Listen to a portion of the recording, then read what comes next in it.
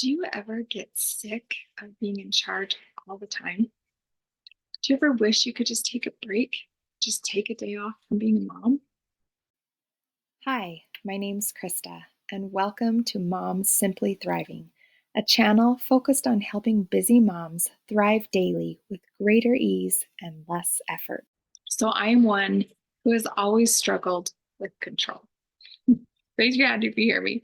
Let me know in the comments if you always need to be in control.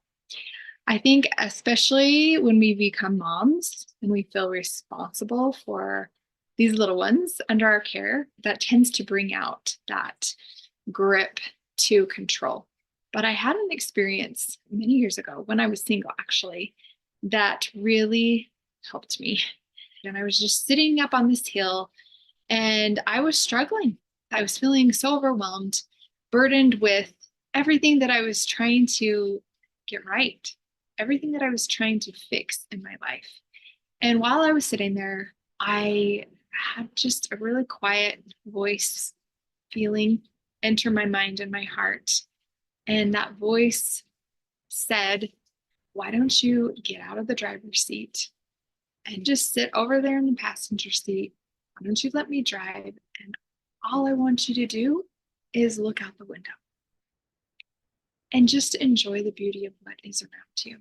It was a really powerful analogy for me, just like getting out of the driver's seat and sitting in the passenger seat. There's a very different feeling.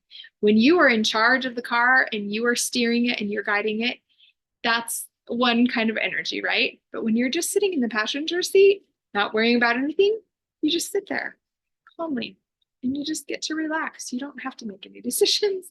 You don't have to exert any effort. You just sit there and you enjoy the scenery out the window.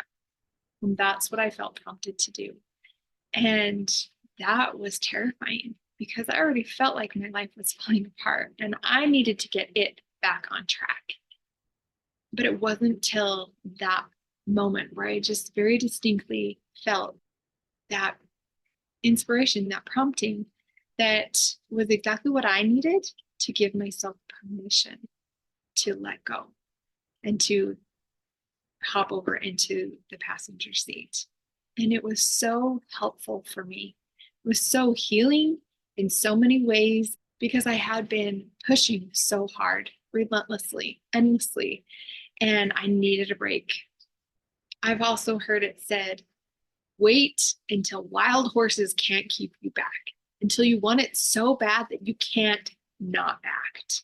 That's a very different state than the state that so many of us, I think, feel when we're like, oh, I really don't want to do this. I don't have the desire to do this right now, but I have to. I don't have a choice. But when we do things from that energy, from that place, we exhaust ourselves and we don't do things as effectively or as efficiently. When really, if we just stepped back and let go of it, we could come back to it when we do have the energy and we could get it done so much more effortlessly.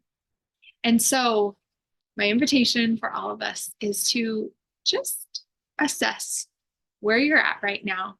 Are you at that point where wild horses can't keep you back from running that errand, from doing that chore? If you are, go for it, because that will give you the fuel, the momentum, the energy that you need to do it at full capacity.